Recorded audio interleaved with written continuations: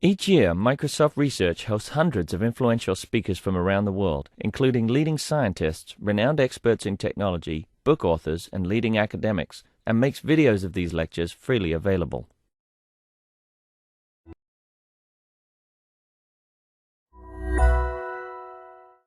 For the next session, to start the next session, Sabre Kais is here from Purdue, and he's going to talk about challenges of electronic structure calculations on quantum computers.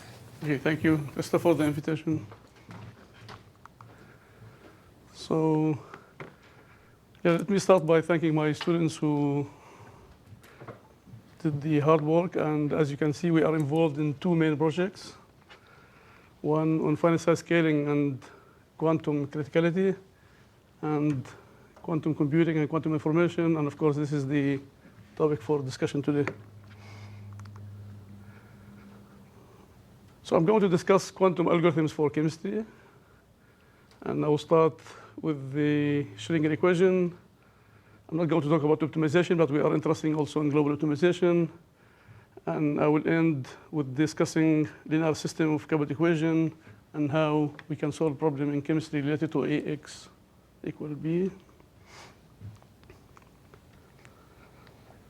And I thought maybe at this point I will mention a couple of problems which might be related to our discussion and maybe for tomorrow about how to take advantage of superposition, interference, and entanglement to understand fundamental problem in chemistry.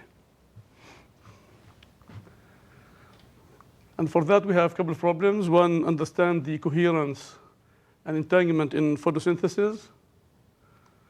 The second problem has to do with the mechanism with which pairs determine magnetic north and how entanglement can teach us about the outcome of a given chemical reaction. So for the first one, we start looking at the entanglement and coherence in the FMO complex. And now we are moving to LH2, which is a larger system with 18 sites. And we're doing this work with the Alan and Peter, trying to understand the role of entanglement and coherence in photosynthesis. The other problem has to do with entanglement for trapping a polar molecular system in optical lattice. And here the idea is to come up with a way to do the quantum gates needed for such a system, because it's extremely hard to individually manipulate each qubit on this side because of the splitting is so small, and it's really hard to run the quantum gates. So we are involved in this project to see what we have to do in order to design quantum gates for such a system. And for that, we're collaborating with Dudley Hirschbach and Bretslav from Berlin Institute for this. And the other problem is as you can see, I have an undergraduate from Goshen College. It's about 2 hours north of Purdue. And as you can see, he's very happy to work on this problem. And the basic idea is that in the back of the eye of the bird, there's this complex protein system. And for us, just for simplicity, we can think about you have donor acceptor. We have a blue photon excite the electron to this singlet state, the electron transfer to the acceptor. And since both electrons, they have different nuclear environments, so they have different magnetic field affecting the two spins. So they start oscillating singlet and triplet. And the oscillation singlet triplet, which depends on the environment, leads to 2 different chemical reactions. And somehow the link between the chemical reaction and how the pair decide about the Earth magnetic field is still unclear, and this is an open problem. And a couple of groups are working in this direction, trying to understand how the bird takes the information from a chemical reaction and know the direction of the magnetic field. And the last problem I would like to mention is related to entanglement in chemical reactions. And we'll try to understand the experimental results of this German group. They published this back in Science 2007. And the idea is to do the smallest two-slit experiment. You direct the H2 in space. And with high energy photon, you ionize 1 electron. And by correlation, the other electrons follow this one, and you look at the angular distribution of the fast electron. And it's not clear at this point how do you extract information about entanglement from such an experiment. So now I would like to discuss our involvement in developing quantum algorithm to solve the Schrödinger equation.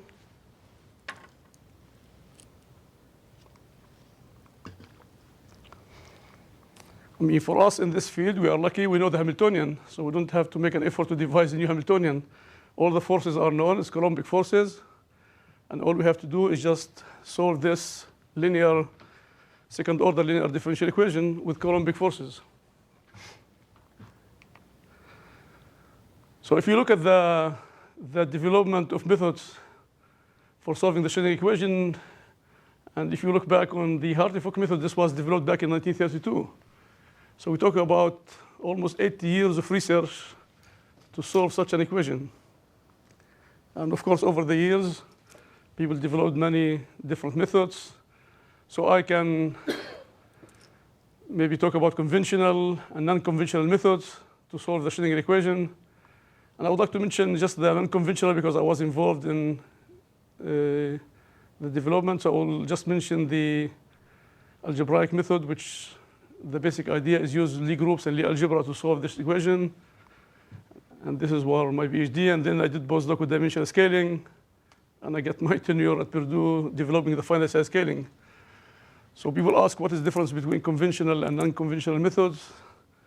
I will say non-conventional method, when you go back, look at your papers, you see you only the only one citing your work.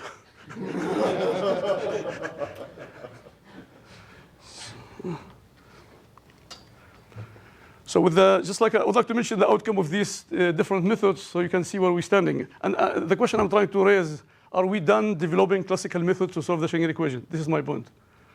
Can we still design better classical algorithm to solve the equation? And probably Garnet Chen will talk about it in his density maximum homogeneity. But I mean, there is a question here. Are we done, or there is a hope that we can develop more efficient classical methods to solve the Schrödinger equation? So just like I would like to mention the results from the Lie groups. And the idea is to write the Hamiltonian in the generators of a given Lie group. And probably I was a graduate student. It took me 1 year to figure out that the only system can be solved is the hydrogen atom. And you need the orthogonal SO4 group. And then I tried another year solving the helium atom with no success because there was no way to write the Hamiltonian in generator of any given group. So before giving up this problem, at the end, I decided to look what kind of the interaction we can modify in order that we can solve this problem, keeping the electron-electron interaction, of course, because this is the main point here, keeping the electron-electron interaction. And it turns out that if I change the Coulombic to harmonic interaction, only certain values of k, for this one, only k 1/4, you can solve this analytically.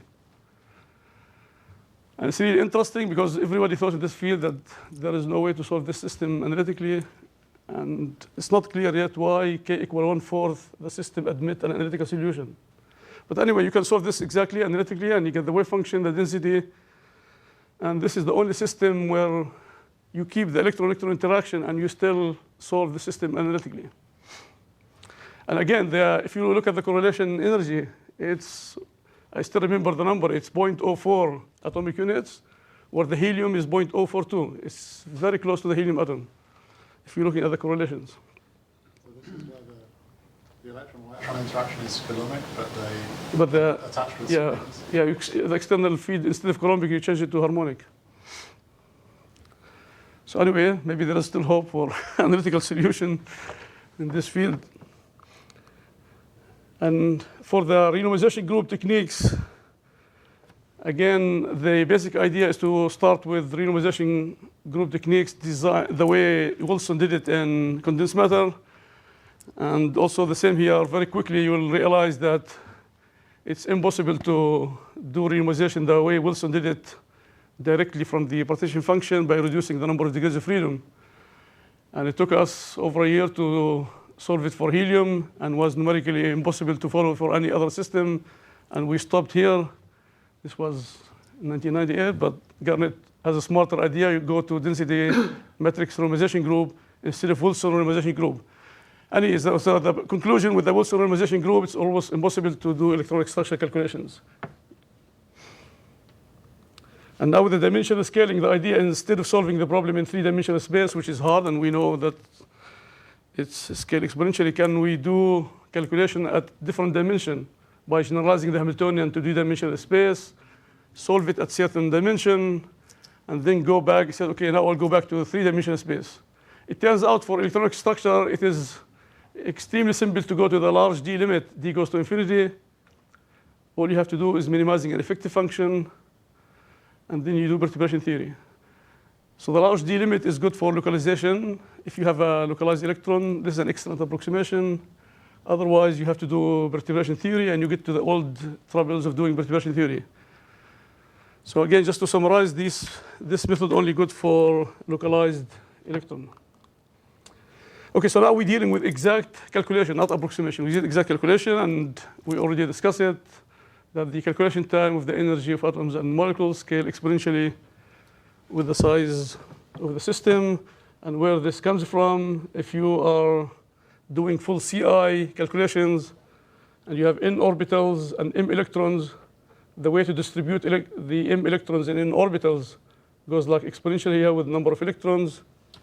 And you can see the number of configurations for a given number of electrons and orbitals grow exponentially. And I always like to give this simple molecular system, the methanol, with 18 electrons and 50 basis functions. So I'm not talking about 100, it's just like 18 electrons. The number of configurations needed to do full CI is 10 to the 17. And maybe you can correct me. As far as I know, I haven't seen any classical calculation with 10 to the 17 configurations. So the maximum I encountered was 10 to the 9. This was back in 99. I think the people can go to 10 to the 10, 10 to the 11. This is correct? So even methanol, we're not talking about 100 electrons, we're only 18. You cannot do the calculations on a full CI classical computer. Okay. So how do you approach this problem? We already discussed how to find the energy. But for us in chemistry, I mean, we have the Hamiltonian. We have to represent the Hamiltonian. We have to initialize the wave function of a quantum computer. And we have the phase estimation algorithm. We already discussed it, how to use the phase estimation algorithm to solve this problem. So I will not go back to the phase estimation. We already discussed it. And maybe I mentioned here the work of Allen group, where you write the Hamiltonian in a second quantized form, and then you try to design the circuit for each term. And maybe I'll just give you the reference, was in molecular physics. And the idea here is to go from fermionic representation of the operator to the Pauli spin matrices. And of course, in this field was the first paper in Science for H2, Alan and Peter. And then the experiment was done. Oh, sorry. And this was published in Nature. So we know how to represent the Hamiltonian for H2. We know how to do the simulation. We know how to do the experiment was done in principle. And the question is, what next? So what is the challenge in this field? So I have a student in my group from computer science. And every time he was giving a group meeting, he will say, well, I will apply the black box, and so on. So I told him in chemistry, we would like to open this box and see what's inside. And this is what the challenge for us. I mean, how do we write U for a given molecular Hamiltonian? So for that, we said, okay, for practical reason, let us, for a given U, can we come up with use the optimization method, just regular optimization method, to come up with the best sequence for a given matrix U? Oh, this is the right direction, yeah. So again, this, you will see in a minute, this is not an efficient way because, I mean, the maximum number of gates goes 4 to the n, and this is optimization for practical reasons. And of course, if you look at the literature, there are two different kind of methods. You have deterministic methods and stochastic methods, which mean optimization that we are used. And people used before us genetic algorithms and many other algorithms. But my student was able to design a new algorithm which was better for such an optimization. And the algorithm is the group leader optimization algorithm. And the idea, you divide the space into groups. And each group, you choose a leader, which is the best one in a group. And then you will see in a minute, I will show you the flow chart for this algorithm, very similar to the genetic algorithm. So the steps in the algorithm is you generate random population for each group. You calculate the fitness, and I will mention in a minute how do you calculate the fitness for such a matrix. And you determine the leaders for each group. And then very similar to genetic algorithm, you try to do mutation and crossover between the different populations. So what is the fitness here? So we're looking at the trace of the matrix that you would like to decompose into sequence of gates times the target. And of course, if UA equals the target, this is 1, trace of 1 and n. So F will be 1, and then epsilon will be 0. So this is the fitness for our optimization. And at each step, we have to calculate this function and choose the population, the leader for each population, and then do the mutation and crossover. So here are the results for the Hamiltonian, molecular Hamiltonian of H2, and for water. So here's the fidelity error as a number of, here we have the number of iterations. And you can see the convergence in the fidelity error. And also, since you optimize the number of gates for 2 qubit and 1 qubit, you have to also give a cost function higher for the 2 qubit gate than comparing with a single qubit gate. So we are minimizing the space with look at the fidelity and the error in the cost of the quantum gates. So here is the quantum circuit for the H2. And for this one, he succeeded to do 18 quantum gates. And I think if I'm not wrong with the first paper, with the 4 qubit, you need 256, I think. It was 256 quantum gates. So for practical reason, for this simple system, molecular Hamiltonian, we were able to reduce the quantum gates from 250 into 18 quantum gates. And the second one, the same with the 5 qubits. This is the quantum circuit from the optimization algorithm for water.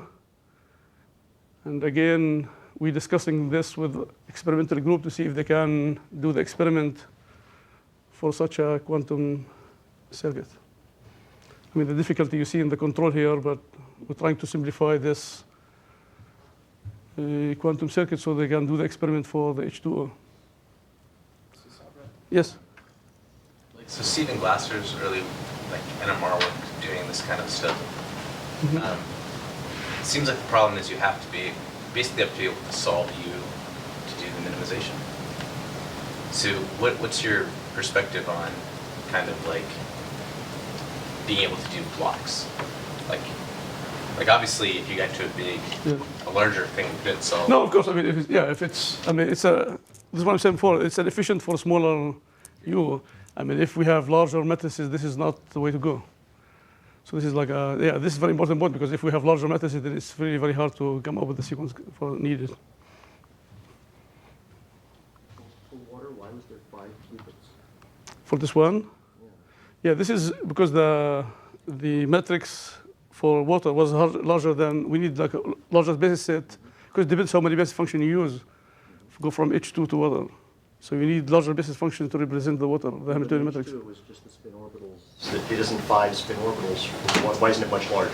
I don't understand why it's only 5. Yeah, for H2 we use 2 basis functions, and then you have 2. But it's like you have 2. Yeah, but for this one we add for water, we use the multi-reference wave function as an initial guess for the wave function. So you have more basis functions to represent the Hamiltonian than water. Because in the water, we are interested in the excited states, not only the ground state. Now, so the idea, can we come up with, and this is the question here, can we come up with a universal programmable quantum circuit? I will give you the Hamiltonian. Here is the molecular system. Can you give me the quantum circuit design for a given Hamiltonian? So we work on this one, and we have an idea, but it's not really efficient because the scaling of this one was still 4 to the n. And the idea is to add an Ancira qubit to control I will show in a minute. This is the idea. So we start with this matrix. So this is the initial input, and this is output. And the question is, can we enlarge this by Ancira qubits in a way that we can still read the output of this one in the larger space? So what is the main point? We'd like to come up with a way that we all changing in the quantum circuit is just the angles of the rotation. So you give me H2, and I can read directly what are the angles in the rotation related to H2. You give me water, lithium hydride. All I have to do, we have a fixed design, and only the rotation angle of the gates are changing. So this is our objective here and our goal. And of course, I mean, the way we design it with doubling the qubit is not efficient, but at least when this way we have a fixed quantum circuit design for a given Hamiltonian, and all we're changing is the rotation angles. So this was the basic idea here. And you need these to uniformly control the V's here. So we have 3 steps, the formation and the combination. We just go directly to the water here. So the final quantum circuit design, all we have to do is just here changing the rotation angle and the rotational gates. So if we just go to the water. So this was the Hamiltonian we used for water. But you can see the sphericity. These are only the elements far away from the diagonal. And there is a way to bring those one closer to the diagonal and change the bandwidth of the matrix. So it will be easy to control and add the number of qubit to the design of this H2 for the water. So this was, now when we design it this way, we get, for the hydrogen molecules, the larger circuit, we have 32 gates. And 19 of them are rotation, and the rest are X. So all we have to do in this one is just changing the rotation angle. And here we have the table for relating the matrix elements with the rotational angles in these gates. So this is works for this small system, and the idea is really how to come up with a fixed quantum design. For us in quantum chemistry, this is very important, because once we have this design, I can go from any molecular Hamiltonian to another molecular Hamiltonian just by changing the rotation angles. And of course, if you look at the history of how quantum chemistry, the development of the computation, once people discover how to do the integral in a Gaussian fashion, and you have starting the Gaussian, let's say, company back in 1973. So you have a systematic way for any given Hamiltonian. You calculate the matrix elements, and then you put it in the program, and you run it. And we would like to come up with something like the same here in quantum chemistry, a fixed design. I give you the Hamiltonian, you change the angles, and do the simulations.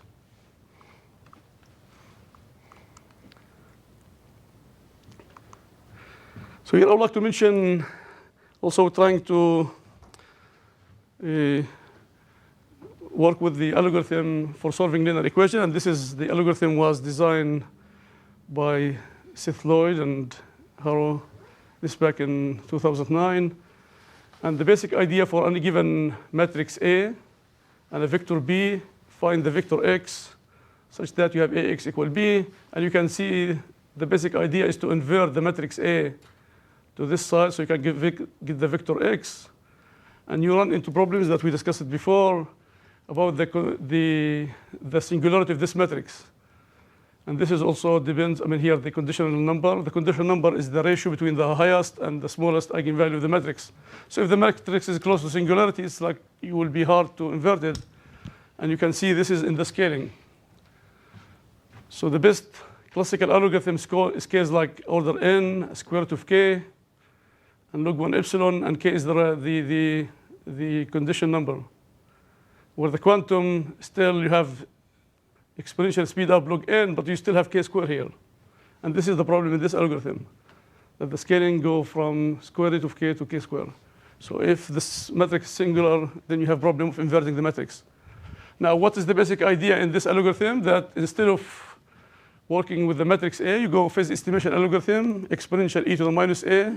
This will invert the matrix, and then you have the eigenvalues, you have the vector x. So what is the input? The input, you write your vector b as a quantum state. Here is the summation here.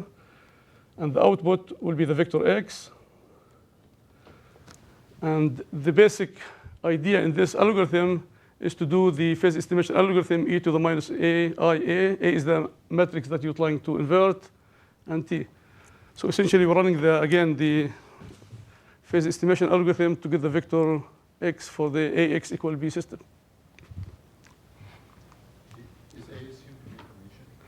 Yeah, we assume Hermitian here. We discuss it. If not Hermitian, you can write it. You enlarge it so you have it.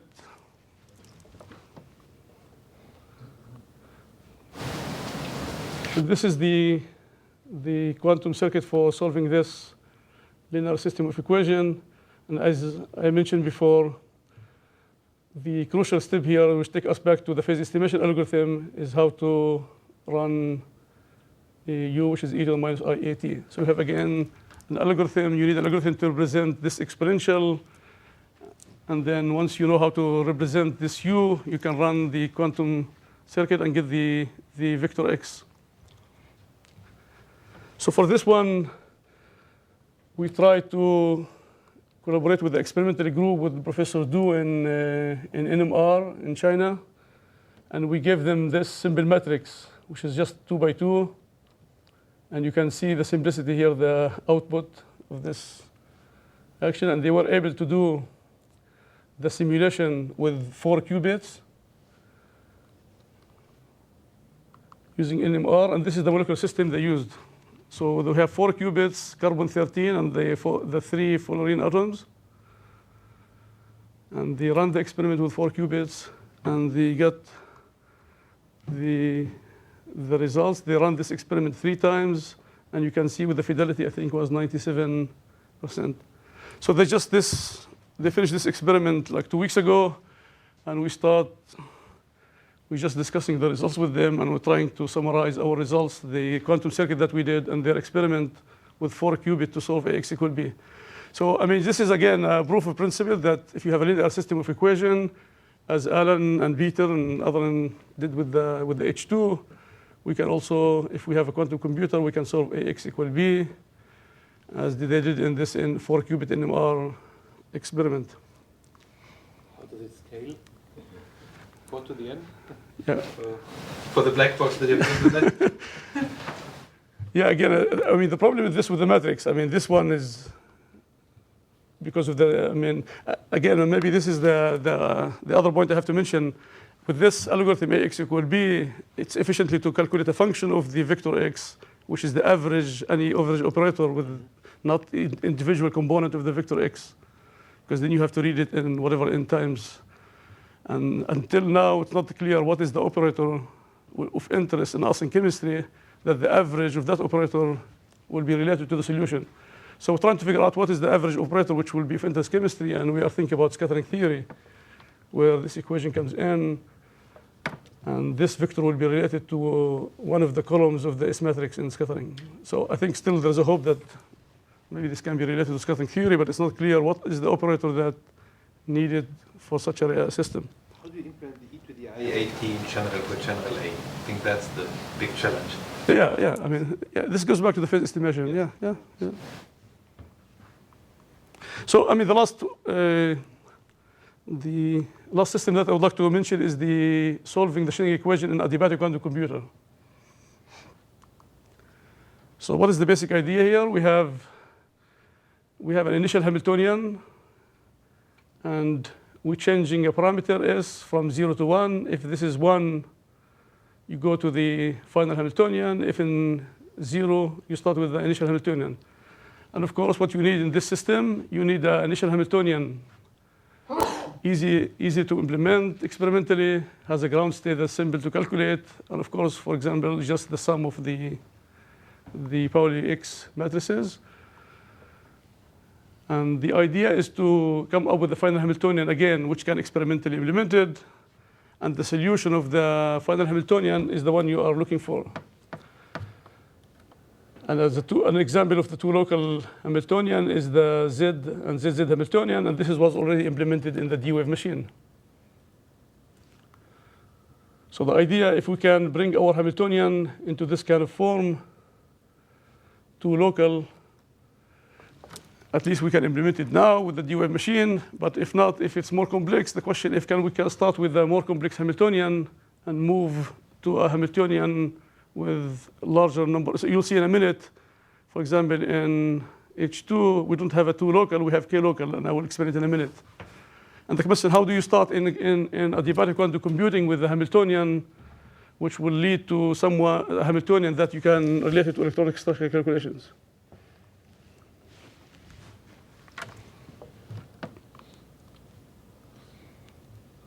So again, this is the spin Hamiltonian in the D-wave machine with the ZZ interaction. And of course, you can see the importance of this one, because this one is just looking at the minimum of this quadratic function, where J is the matrix here, and this W is the vector. And of course, you can, if any problem can be recast in this form of quadratic and constrained binary optimization, you can run it on this machine. And of course, if you look back in the AX equal B, it's the same. You're minimizing this quadratic function. So also, in principle, we can run AX equal B on the D-wave machine. If you say in principle, how many bits of accuracy do you need in the coupling? Because that machine. Yeah, of course, yeah. I mean, yeah, this does not scale well with the size of the system, with the coefficient. Just how much do the coefficients vary in magnitude? That's the question. Because they can program up to 3 bits. Yeah. So kind of numbers 1, 2, 3, and 4 Yeah. essentially in the coupling, and not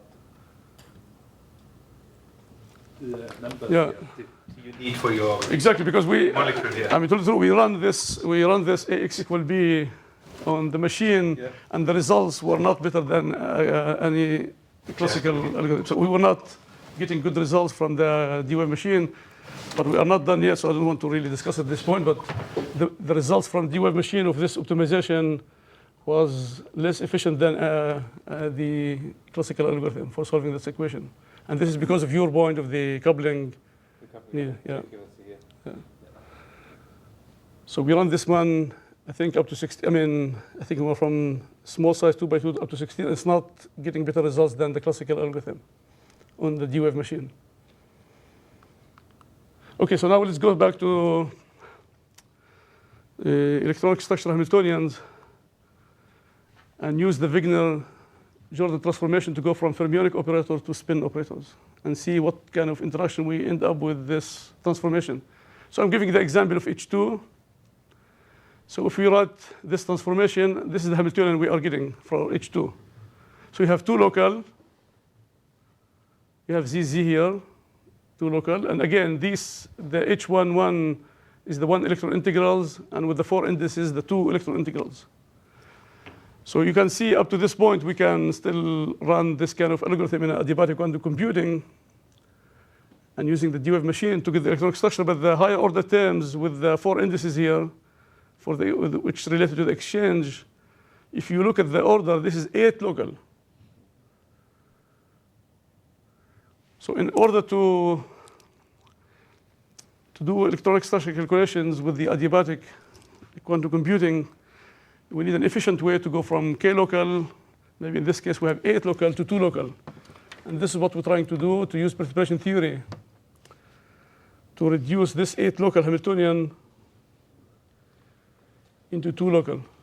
And I know Peter did, I think you did the 3 to 2. Yeah. I'm 2 to 2. Mm-hmm. Yeah. So this is the question we are facing now, and I thought maybe we can have it for discussion. How do you reduce the 8 local interaction in electronic structure? And you can see why the 8, because we have these 4 terms here. So if we come up with a method to really reduce the 8 to 2, we'll be able to run electronic structure calculation on adiabatic quantum machines. So this is one case. Another case, we said, okay, I mean, I'm not starting with 2. I can do, for example, 3 or 4.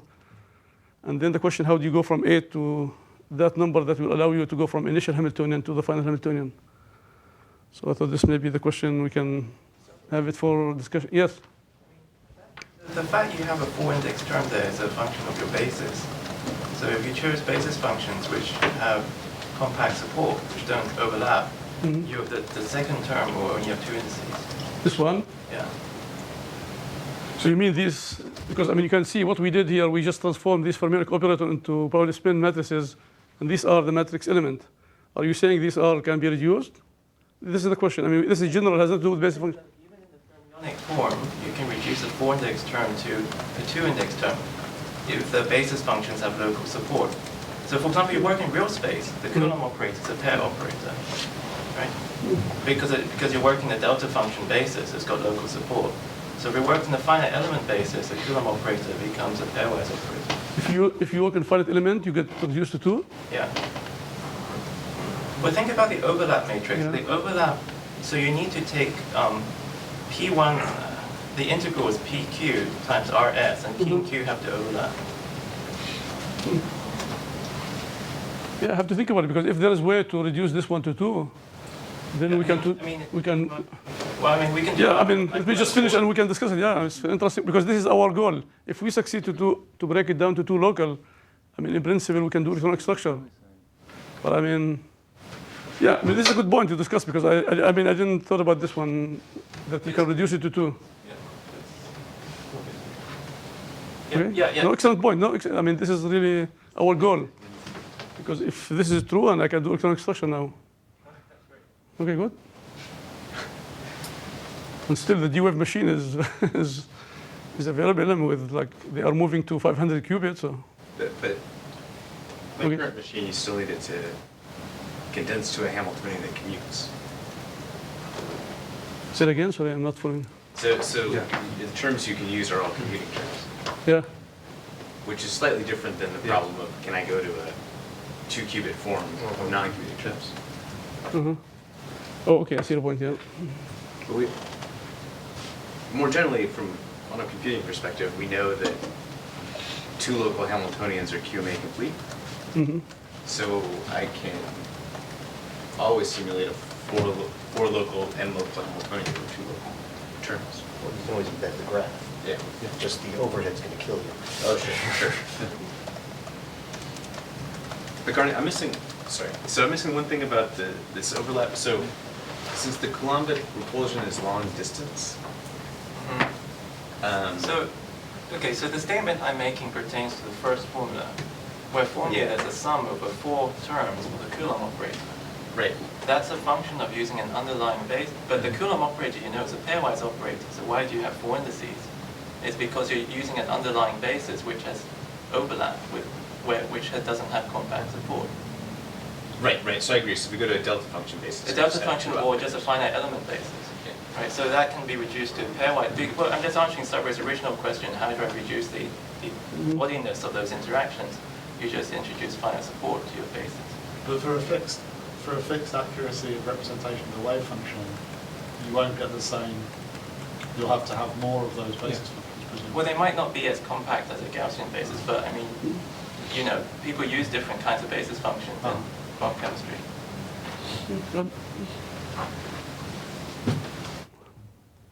Okay, as we mentioned this before, but I would like here to mention at the end, I'm trying to connect, and this is really an open question, what we did in finite size scaling to the adiabatic quantum computing. I mean, suppose I have a method which will tell me where is the gap. Does this help us in the reducing the evolution time? Because when you're close to the gap, you have to be very slow. So if somebody give me the gap, what is the gap in the given Hamiltonian? Can this speed up the calculations?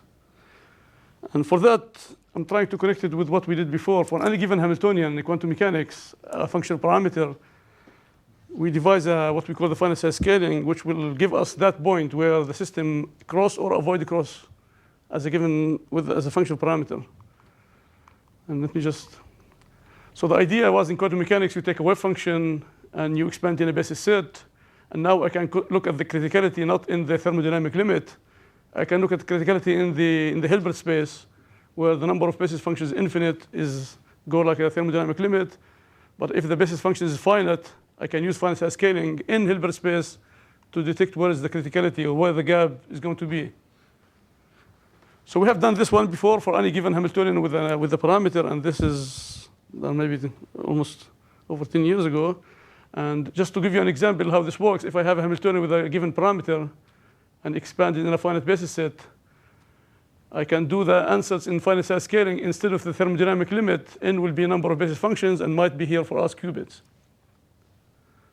And then from this one, this is the same answers used in finite size scaling in thermodynamic calculations. But we can repeat it in the Hilbert space, and there is analogy between Hilbert space and the thermodynamic limit. And from there, I can, for example, here's the Hamiltonian with a parameter. We define a finite basis set. And I can see if I run it with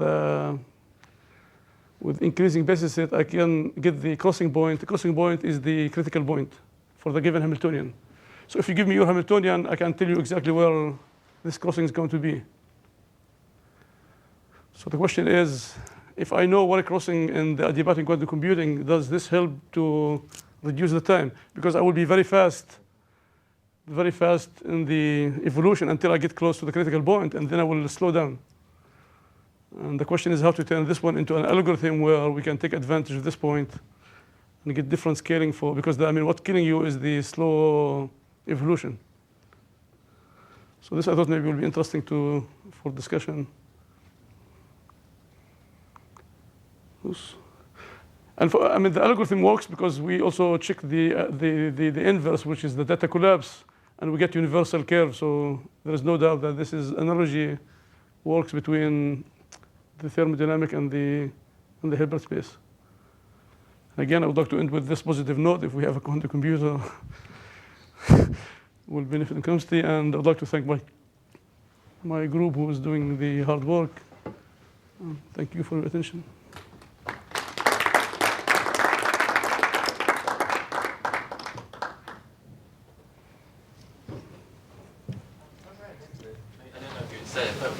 Why can't the D-Wave computer implement something that's not SC? What are people doing with the D-Wave? Probably because experimentally, they have ZZ, they cannot do the X. Why can't they do anything else? Well, actually they can. So they can do, for example, ZX, or they can do XX. They haven't. I think the reason they haven't is just because they're very interested in these combinatorial optimization problems that they can sell more easily.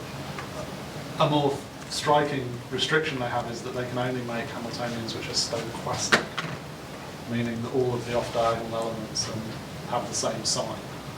So that all of the signs in those weights and those paths that we were seeing before have the same sign. But that means that the quantum Monte Carlo has no sign property. Yeah, that's right. So they can only simulate Hamiltonians for which there's no sign. But they can be spin biased. So yeah, they can be frustrated. They can be frustrated. And so, formally they're doing some quadratic binary optimization, which is formally QMA complete. So formally, you ought to be able to dial anything up on it if you have, I'm ignoring constants, right?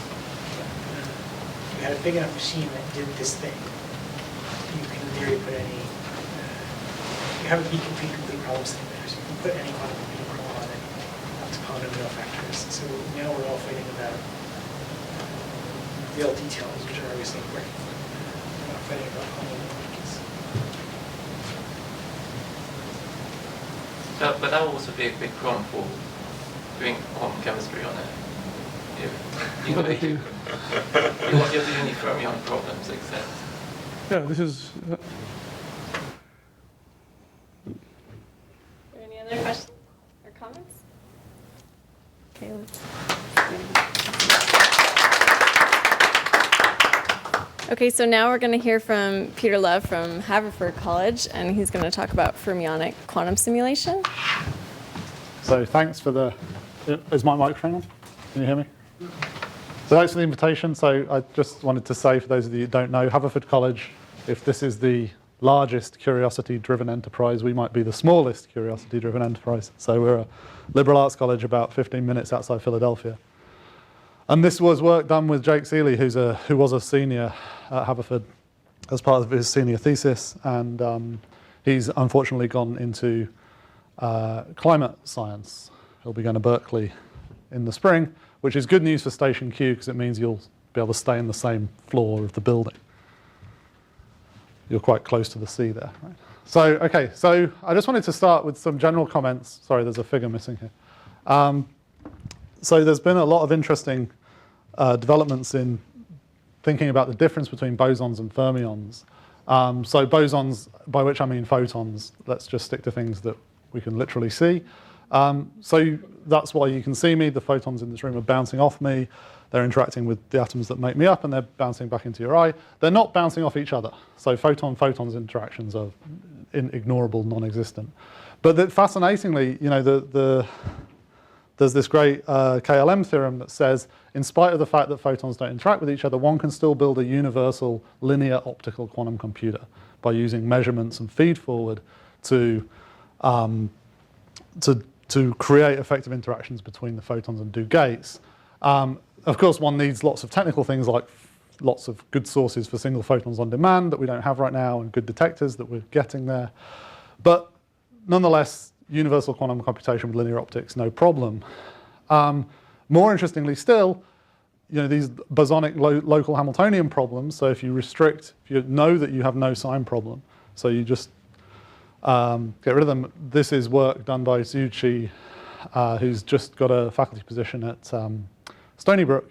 He told me a funny story, which is he published this paper saying, you know, bosonic Hamiltonians are just as hard as fermionic Hamiltonians. And they said, you know, I got some angry emails from the quantum Monte Carlo community. I said, really? Who from? He said, well, I got an email from this guy, Bernie Alder.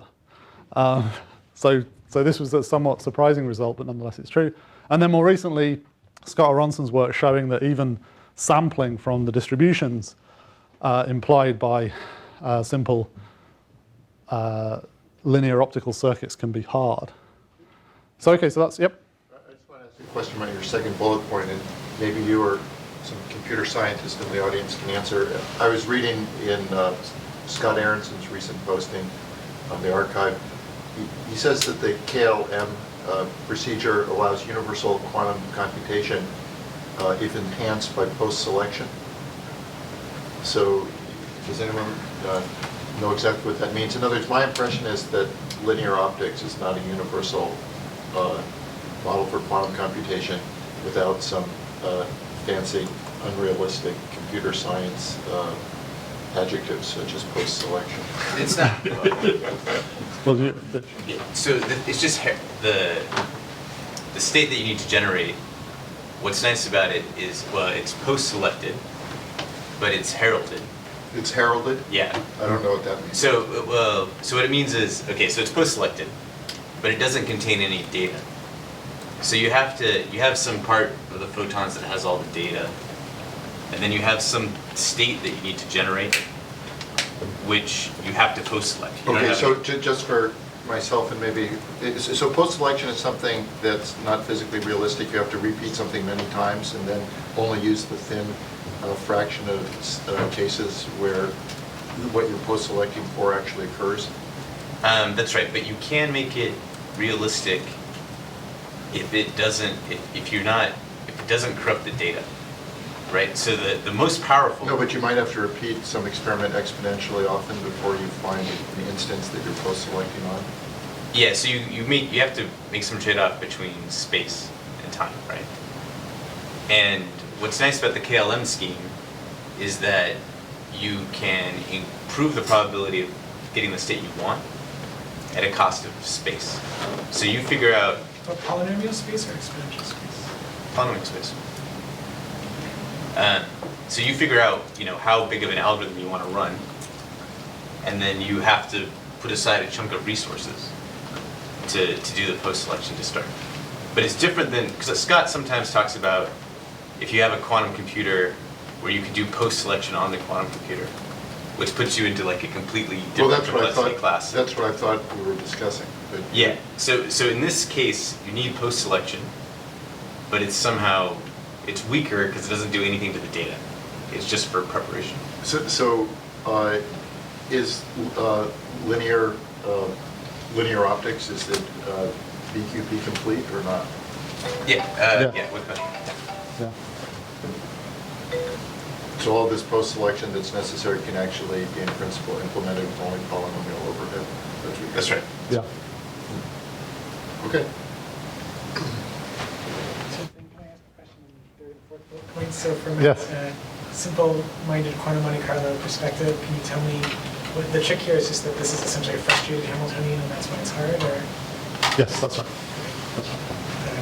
So there's also a nice paper by Sergei Bravyi on stochastic Hamiltonians, in which he essentially proves that quantum Monte Carlo without frustration and without the sign problem is efficient, which perhaps you felt that you knew, but now there's it's nice to have some more rigorous argument. Okay, so let's see what trouble I can get in on slide number 2. So, okay, so let's think about fermions, meaning electrons. So, of course, electrons have wave-like properties, so we can take these very nice electron micrographs. And, of course, electron-electron interactions are strong. It's worth saying out loud if we're talking about chemistry. And fascinatingly, there's a paper by Manny-Nil. As soon as they did KLM, the obvious question was, well, what happens if you do this construction for fermions, for fermionic, the equivalent of fermionic linear optics, which I think perhaps is the answer to what Garnet was saying earlier. So if you only have the pairwise term in that Hamiltonian, that's the linear optical regime. Now, fermionic linear optics is not universal. So you cannot do the equivalent KLM scheme with fermions. Fermion sampling is easy because we can calculate determinants well, but fermionic local Hamiltonian is still QMA complete. So it's nice to have these little sketches of a few complexity theoretic results that where one can talk a little more generally. However, this talk's extremely specific. I've really enjoyed today because it's been a lot of depressing, negative Nancy talk about things I'm very interested in. However, I think the questions have been exactly right. You know, when we thought about this a while ago, you know, the algorithms we have now are concatenations of constructions. And those constructions are, there's no reason to believe, and no claim even, that they're optimal. In fact, you know, if you really end up doing serious chemistry on a quantum computer a long time in the future, there's no reason to believe it would look anything like anything that anyone said today. Perhaps there are completely new ideas. Hopefully we'll have some tomorrow. So here are the steps, though. The mapping fermions to qubits. We've already heard quite a lot about ansatz states, and from Jared about, you know, mapping these things onto a real quantum computer. State preparation of those ansatz I. Phase estimation has already been defined, and then that gives us a nice digital readout of the energy. So I want to talk about not the key steps, so the mapping of a fermionic wave function to qubits, and then combined with trotterization. So today, this talk is about the mapping. It's about picking out just one step of this concatenated construction and trying to improve it. So I'm just going to talk about how do you more efficiently map fermionic states and fermionic operations onto qubits. Okay, so I'll just briefly blow through this because we've already heard it today. So, okay, here's a set of orbitals, spin orbitals for water. So they're typically one electron energy eigenfunctions from some method. The key point for today is just, okay, they're fermions. So each of these orbitals can be occupied or unoccupied. And so you form many electron bases from anti-symmetrized products. So this is the idea of Slater determinants. So what do we think about here? Well, we have an occupation number basis. So if we represent a state of a chemical system in qubits, we use the occupation number basis. So we assign a qubit to an orbital. A state 0 of that qubit is that orbital is unoccupied. A state 1 of the qubit is that orbital is occupied. This idea has a history. Actually, it goes back to Paolo Zanardi, who originally wrote this down, thinking not about chemistry, but thinking about entanglement in fermionic systems. So this is the figure from the 2005 paper. It just says if you do that, then your estimate for numbers of qubits is more reassuring and encouraging than your estimate for number of qubits for, say, interesting factoring problems. There's another way round of saying that, which is that if this number was comparable to the number of qubits you would need to factor interestingly large numbers, that's bad news, because if you build a quantum computer that's that big, it will be taken away from you, because it will have all sorts of horrible military applications that you will not be allowed to play with. However, we can build this many qubits, and people who live on the Beltway will not get upset with us, and we can still do interesting chemistry. Of course, this isn't the whole story. The numbers of gates, as we've seen, are alarmingly large. So a lot of repeating here, but we've seen this number of times before. So we just take the Born-Oppenheimer approximation, treat the nuclei as fixed, and then the game is to find the electronic energy as a function of the nuclear coordinates. And hey presto, in second quantized form, here's our famous molecular electronic Hamiltonian again. So what I'm going to do in this talk is take this Hamiltonian and reduce it into a Hamiltonian for qubits in a number of different ways. Okay, so what's the important property? So I defined this occupation number basis, but that cannot possibly be the whole story, because no information about symmetry of the wave function is encoded in anything I've said so far. Instead, the information about anti-symmetry gets encoded in the operators that define the Hamiltonian through these fermionic commutation relations. And just to hammer the point home, this is the idea of a goods scheme. We have a number of ingredients, so we can take a wave function of electrons, we can encode it into a wave function of qubits. Then we have an operator that takes a state of qubits to a new state of qubits. Hopefully and then there's a fermionic operator that takes a state of the electrons to a new state of the electrons, and hopefully if we inverse encode, we get the same states here. So this is the definition of a successful encoding scheme. Okay, so how do we usually do this, or what was the sort of starting point for this work? So it was the idea that Jared has already presented. So we need to define qubit creation and annihilation operators that act on the occupation number basis, but which obey the same algebra as the fermionic operators. And the way you do that is you attach these long strings of Z operators. So this little arrow here just says, I'm qubit J. Everybody who has index less than me gets acted on by a Z. And so I have my my qubit operator, which is just this operator here that takes a 0 and turns it into a 1. That's creation in the qubit land. Takes a 1 and makes it into a 0. That's annihilation in qubit land. And then I have this string operator here that, if you plug these formulae into the anti-commutation relations, you will find that these operators do indeed obey the correct anti-commutation relations. Therefore, these are the qubit analogues of the fermionic operators. So this is originally from Jordan and Wigner in 1928. This use of it was proposed by Rolando Sommer in 2002. And in between these years, it was used very extensively in condensed matter physics for transforming backwards and forwards between fermionic and spin systems to enable us to solve a whole bunch of systems exactly. Okay, so this is a play on words that doesn't work at all in America, where you call this game Chutes and Ladders for reasons that escape me, but in England it's called Snakes and Ladders. So we have these long strings of sigma z's have shown up in our Hamiltonian in order to get the anti-symmetry properties right. Okay, so what we are going to end up doing after we have trotterized and so on and so forth is we're going to want to exponentiate something that looks like this. The circuit to do this is simple, actually. It's in Nielsen and Chang. You do a whole bunch of C-naughts to effectively compute the parity of this set of qubits, which is what this operator depends upon. You then do a sigma z rotation, and then you uncompute the parity. Yeah? I think there's a paper of Kitaev from about 12 years ago where he reduces this linear change to a log factor. That's exactly what I'm about to talk about. Okay. So these ladders of C-naughts are exactly order n long in Jordan Wigner. And so, unfortunately, Matthias, I know you said order n to the fourth makes you afraid.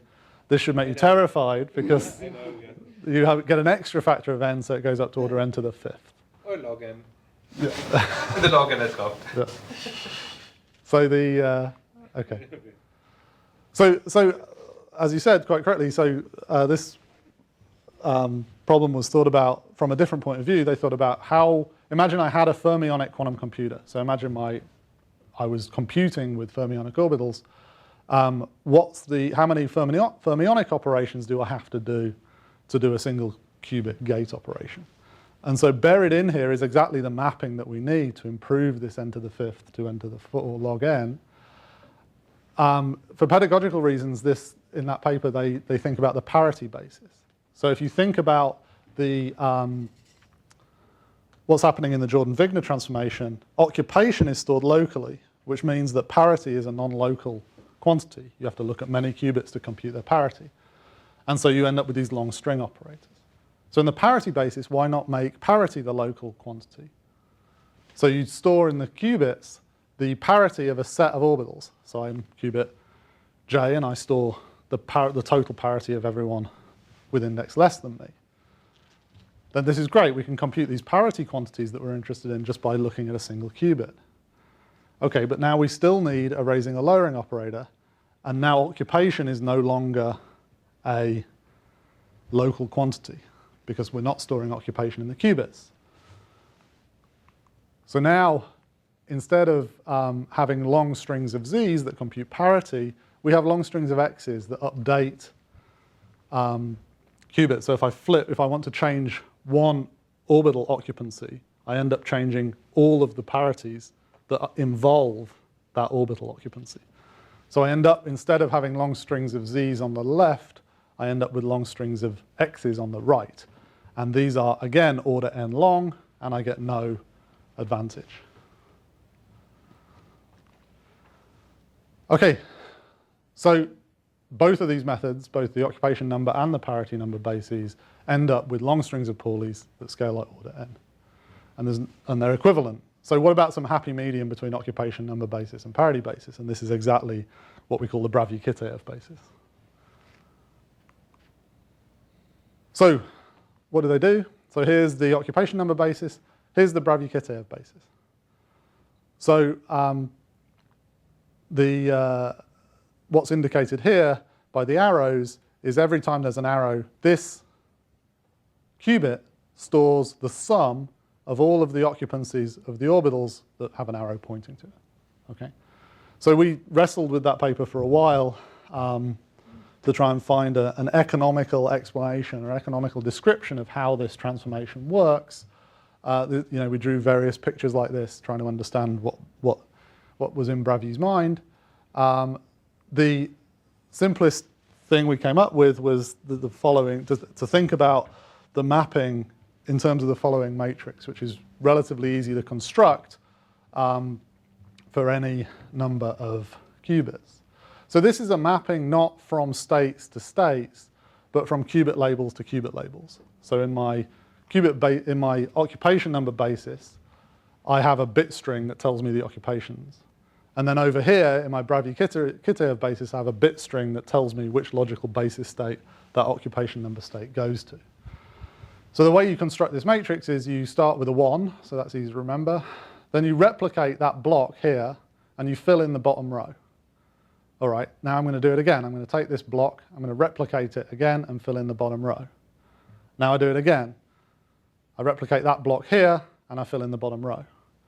What's happening here is that one of the things that's noticeable is that the number of times you end up with a sum that runs over all of the qubits is getting increasingly sparse. You need fewer and fewer and fewer of those as you add more and more and more qubits. So this is if you think of number of orbitals, this is a log n by log n matrix. And okay, it's not unitary, but that's okay because it doesn't act on states. It acts on it acts on labels of states. So that's the Bravyi-Kitaev basis. That's the new basis that you want to use.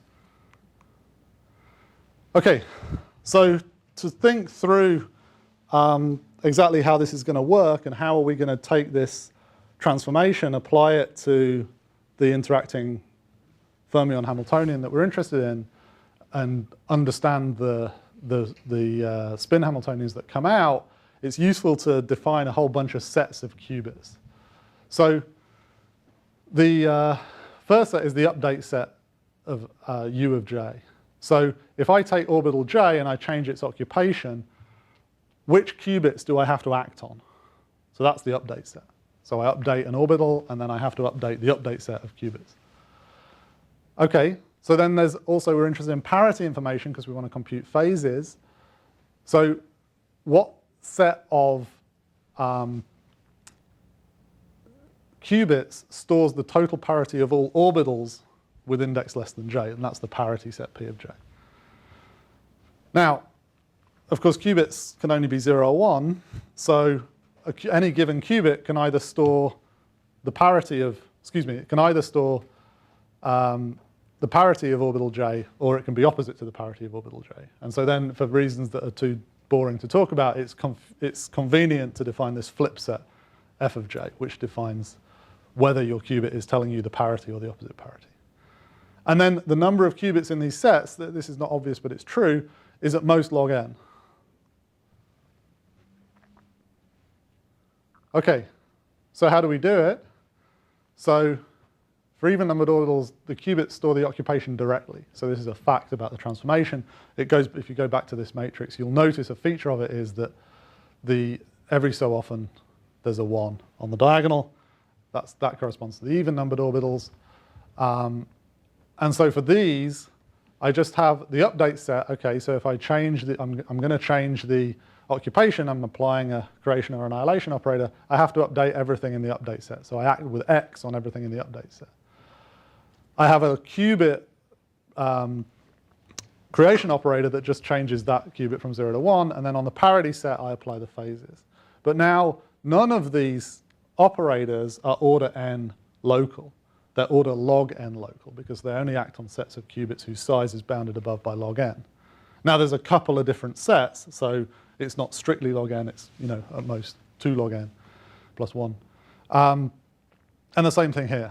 So I just update everything in the update set, I act on it, I compute the phase from the parity set, and I apply the correct qubit operator. Okay, so for odd-numbered orbitals, they don't store directly the occupation of the orbital. So I have to have a qubit creation or annihilation operator that depends on whether the flip set has even or odd parity. Okay, so if the flip set has even parity, that means that the qubit stores the occupation of the orbital. If it has odd parity, that means it's the opposite. And so it just flips the definition of creation and annihilation and applies a sign. So you just have this slightly more complicated qubit operator. But the update and parity sets, now, because we included the phase here, which is one of those things you do on the blackboard and then you end up regretting when you write the paper, we end up having this R set, which is the parity set minus the flip set. So we get exactly the same structure, however. We have to update a bunch of qubits because we've touched 1, and now neither occupation nor parity is a local observable. And we have to apply the phase. But we only have to act again on a number of qubits, which is bounded logarithmically. Okay, if you've never seen a graph of the Hamming number, there it is. I imagine at Microsoft Research you may have seen such a graph. So these things are actually bounded above by the Hamming. So for example, this is the parity set. It's actually the Hamming weight. So if you are careful about counting resources, you should compute the average Hamming weight, and that'll tell you averaged over all labelings. That's the average locality. But the punchline is that you can simulate these things by order log n Pauli gates. So we know that this transformation is exponentially better than Jordan Wigner. We replace an n by a log n. So by that I mean if you imagine having a fixed capability inside your quantum computer to bring groups of qubits together and act on them with strings of Pauli operators, and so the experimentalist gives me some fixed resource, say that you can act on 5, well, if I use Jordan Wigner, that means I can do 5 orbitals. If I use this, I can do 2 to the 5 orbitals. So therefore it's a distinct improvement. So we know the asymptotic scaling is better, but a good question is, this is a more complicated transformation. So is there a crossover point where for small problems it's better to use Jordan Wigner, and then later on it's better to pay the extra cost of the complexity and use this Bravyi-Kitaev? Well, so let's do the simplest example, which is H2 on a minimal basis, which has the virtue of being the only one that's actually been calculated on a quantum computer. Modulo new novel techniques. The only one that's been published, perhaps I should say.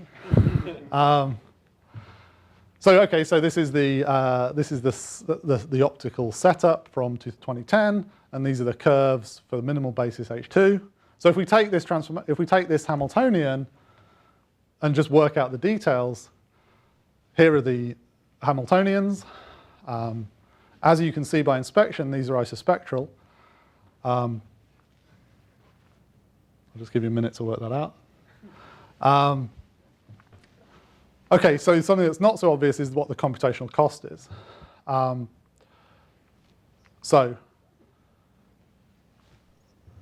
from that ladder construction above, you know that if you have an n-fold tensor product of Pauli, I say Z here, but it could be any string of Paulis. So this requires 2 to the n-1 C-naughts and 1 single qubits gate. Oh yeah, excuse me. So if I flip one of these to an X or a Y, I have to pay 2 extra single qubit gates just to do a local rotation to change my local basis. So if I ask about cost per trotter step, now we haven't at all solved any of the issues that surround trotter. We haven't made you unafraid because it's still n to the 4th log n. But the cost per trotter step is as follows. So it's good to collect together all the Z things because obviously they commute, so you don't have to trotterize them separately. So the single qubit Z gates are exactly the same here. The C-naughts for the Z part of the Hamiltonian are worse for us because we have a more complicated construction.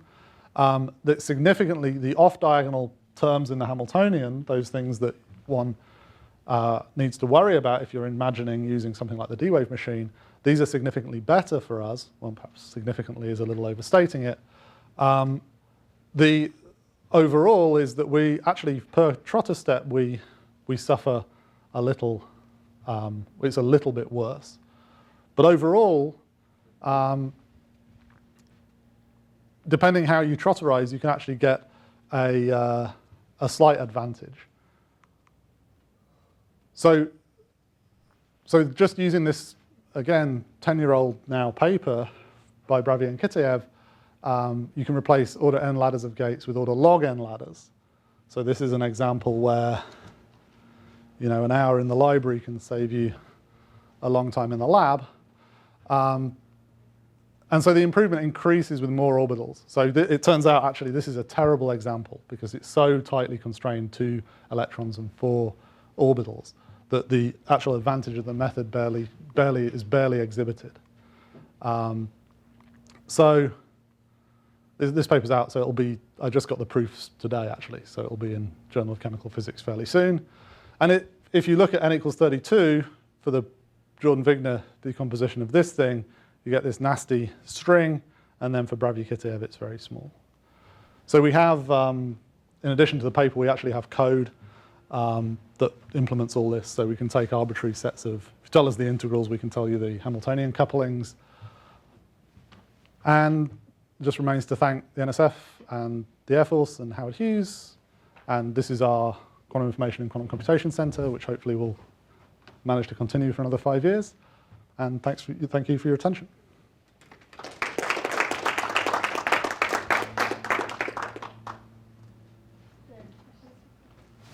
So Peter, I'm going to make a claim that you can do better than that, but maybe Bella can refute that. So the story you're describing sounds similar to the study of fermionic systems with tensor product states. So when tensor product states were first proposed, they were for spin systems, and then people thought, well, the natural way to treat them for fermions was to introduce a Jordan Wigner transformation, but then you'd have a long string of operators, and that seemed like a bad thing. And then I think Lestrade suggested you should use a Bravyi-Kitaev mapping, but we didn't seem very practical. And then we know now, though, that if you set up the initial state correctly to have a certain parity constraints, then you can actually absorb all these non-local signs into a purely local operation. And so what that says, if you're doing a classical computer, what that means is that if you prepare a quantum state with this parity structure, and you apply a physical Hamiltonian, then for all those types of simulations, there is no need for non-local string. Mm-hmm. Would you agree? Yeah. Agree with that? Yeah. Right. Yeah. So you don't. Yeah. So actually, you can bypass this problem. I think fundamentally the description for that is actually in the same paper by Bravyi and Kitaev. Is it the same? It's just very hard to distill from that paper. We're currently thinking about whether the tricks used in tensor network states can be extended to this. Yeah. That just means you drop the log n factor and the n to the 4. Oh yes, I know. But just for the mapping of the Fermionic. But how much of the Hilbert space do you sacrifice by these parity constraints? Nothing. Nothing. Well, I thought you said you compute only need on... more qubits. You need to. I mean, your Hamiltonian. Yeah, but you're not sacrificing Hilbert space. Qubits. You can safely diagonalize in a parity sector.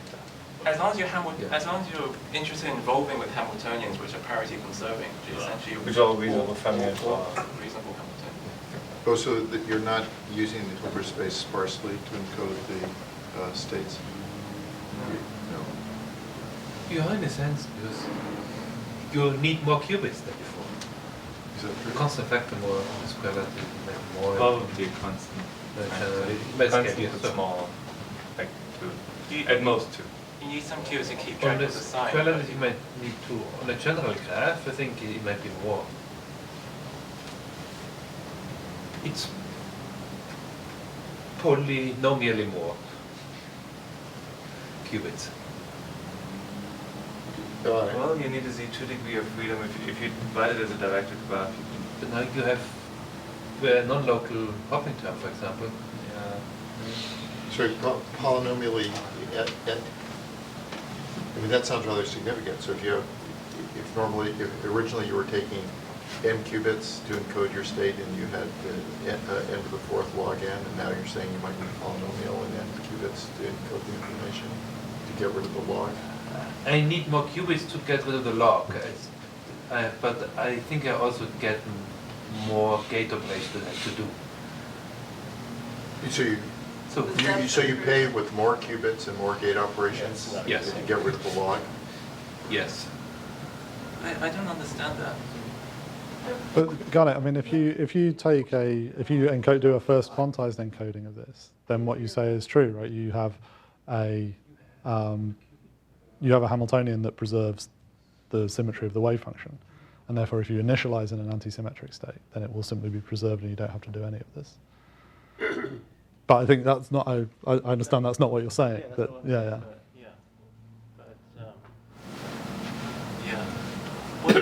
Well, the realization in tensor network states is that if you this is pretty obvious if you have like a unitary circuit on top of some state, that you can kind of locally preserve this parity preserving constraint, and then that makes all the non-local Jordan Wigner strings disappear.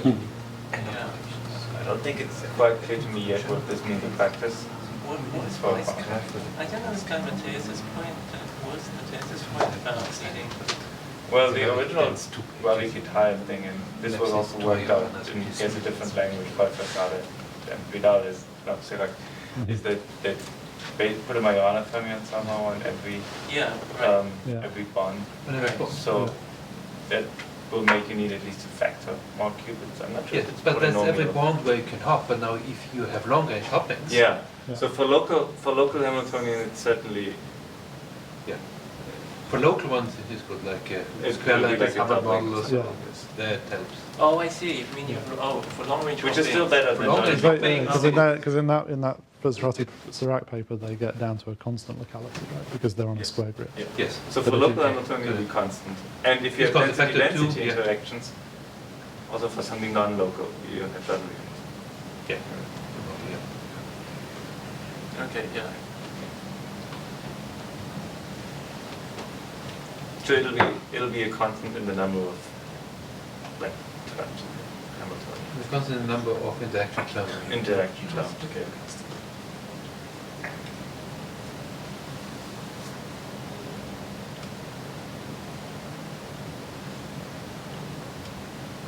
We have still more. Are there any more questions or comments? Peter, so one thing I don't like about the Jordan Wigner transformation is that generally I have no capability of parallelization. That basically, those ladders create blocks which prevent me from squishing things. So when I switch to this Bravyi-Kitaev, do you have a sense of like what the rate of collisions is? I mean, it's got to be good, right? It's a tree structure, so it's as bad, I think. It's as bad. Yeah. I don't think there's any great saving. We thought about it. But there's only log of n for. I guess they still the tree-like nature. We have more collisions of the tree. Another question we don't know is this is an n orbital to n qubit construction. So if you can go from n orbitals to more than n qubits, whether you can. That can have. Yeah. But, I mean, like, exactly like the Verstraete And then do most terms in parallel. Uh-huh. This is Yeah. afterwards.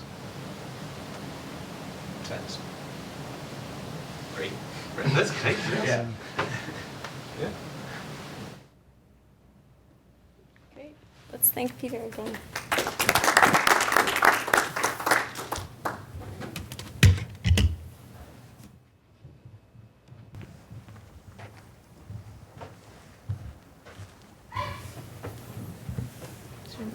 Yes, yep, great.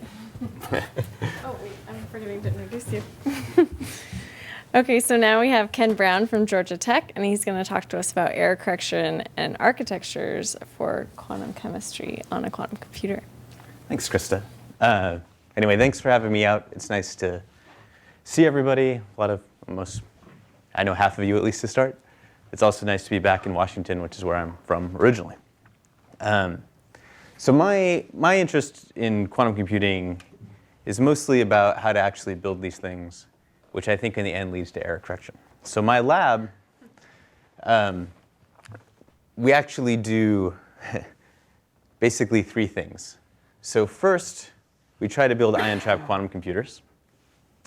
It's hard, so we do a lot of theory thinking about how to make it easier through error correction and maybe quantum control. And then I also like to think about, in the process of building this device, I'm making very complicated, very sensitive quantum systems. And can I use that sensitivity to do other things? And so, for instance, we can do single molecular ion mass spectrometry in a way which is non-destructive, for instance. We work with Sabre Kais for this quantum fruition quantum computer. I, of course, also work for these IARPA guys who are mostly interested in breaking codes. And we work on building these devices, and then we work on thinking about some of these architecture questions, which is what I'm going to talk about today. So these few slides of background I feel like I should just skip, but just so we're all together, I guess. So the way I think about it, a classical computer, you need an exponential number of electrons to represent n electrons. And it's kind of tautology, but with a molecule, you can use n electrons to represent n electrons. So as we all know, Feynman realized that, well, if I had one quantum system to represent another quantum system, maybe we could get over that scaling barrier. And I disagree a little bit with Michael when he was mentioning how physicists could think of new algorithms. Because I think the problem with physicists is they think this, and then there's like there's no tool. And so as we know, Peter Shor, as a mathematician, able to actually solve and lay out how to solve a specific mathematical problem, really what really got us going. And what's amazing is that subroutine of the phase estimation algorithm is the basis of the way we think about doing all these other methods. So as a reminder, just to compare these things, we've already talked quite a bit about how the phase estimation algorithm works. So for factoring, there are basically three great things. First, the state that you start with here is very easy to prepare. It's just 1. Second, that there's a way to put this unitary basically 2 to the n times in a way which is logarithmic in m. And then finally, when we get to the measurement, we can do this continued fraction expansion to get out the factor. When we look at the ways that we talk about doing these ground state estimation algorithms, first suggested by Seth Lloyd, first, it's hard to say whether or not we have the ground state. And Jared showed like the worst case scenario that if we get a larger and larger system, it becomes smaller and smaller. The second thing, which I think is Matthias's main point, and actually my main concern as well, is that I don't know how to do this any faster than just doing it 2 to the n times. And I think that cost is like the real, if we could solve that, I would feel a lot more comfortable. And finally, the output depends on this input. Somehow I'm optimistic about that. All right, so what I want to talk about is how the cost is even worse than Matthias said, due to architectural constraints and constraints involving error correction. OK, so we know, in principle, all right. I like to talk in an optimistic way and say pessimistic things. So we know from this paper by Peter and Alon that basically, if we could get very good qubits, we forget about the time cost, we could start to solve these difficult to solve exact spectrophysical chemical problems. All right. So what's nice is the quantum computer in some sense solves the problem because it allows us to use kn electrons to represent n electrons. But now we have to get down to things like time and what's this value of k. All right, so the way I think about it is, classical computer, we map bit strings to bit strings. We can stop at any time, measure the computer, it doesn't change the state of the computer. Quantum computers, we map bit strings to superpositions of bit strings. And when we do a measurement, we change the state of the computer. And the most important thing about that is that it leads kind of directly to this no cloning result. So in a classical computer, we can always take the bit string in the classical computer and copy it. Now in quantum computing, we can do that in one basis. But we can't do it in the arbitrary basis because it prevents linearity, or violates linearity. And that has, I think, 2 important things. One is for error correction, and the other is for architectures. So on the error correction side, we know classically we can always think about some kind of redundancy code. And if our error rate is small, we just take a majority vote, and then based on that majority vote, correct. So, I think in some sense, that's the basis of democracy. We assume that we take a majority vote of enough people, it won't be so bad. In a quantum computer, you can't stop and measure it because you want to maintain this coherence. So instead of measuring the bit string and taking a majority vote, we measure an operator which tells us what subspace we're in. So if there's a single error, say from this first bit flips, it takes us from the blue subspace to the green subspace. We just ask what subspace we're in. We're in the green subspace. We flip it back to the blue subspace. And we're able to keep the coherence between our encoded quantum bits. So what is the cost of measuring these subspaces? So a common code, very common concatenated code, is the Steam code, which encodes 1 logical qubit into 7 physical qubits. And it requires measuring basically 6 different subspaces.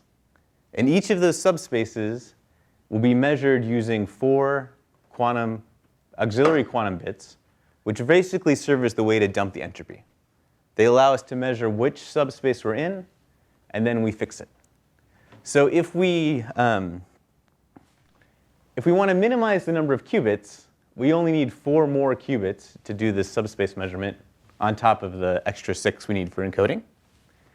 But typically, because the quantum computer is not going to be, we need to make sure we get everything done before it falls apart. To minimize time, it makes sense to sort of parallelize the way we measure these blocks. So we kind of measure all the sub-blocks at the same time.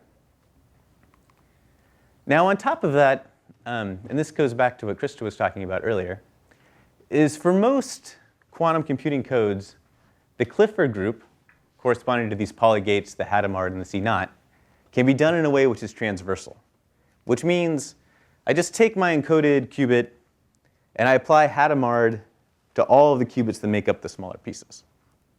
But the non-Clifford group gates, you can pick any one you want. Usually people pick this T gate or pi over 8, and I'm sorry they didn't call it pi over 4 personally, but it's stuck. You need to prepare this state and then actually teleport it in. And the one thing which I think is funny about this post-selection business that we talked about earlier is that almost all error-correcting protocols that are done in a fault-tolerant way rely on post-selection. Because I need to prepare this state in a way which is, I need to prepare this state with some underlying fidelity. And I do that by teleporting it in and looking at these measurements, fixing it if I can, but oftentimes rejecting it because it's the wrong state. It doesn't do anything to the computation. It's just like a resource that I need to build up in order to get through the computation. All right.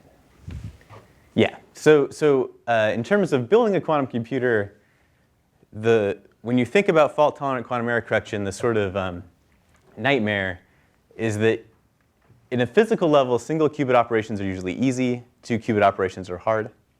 But in a fault-tolerant setting, single qubit operations are hard. They're actually much harder. All right. OK.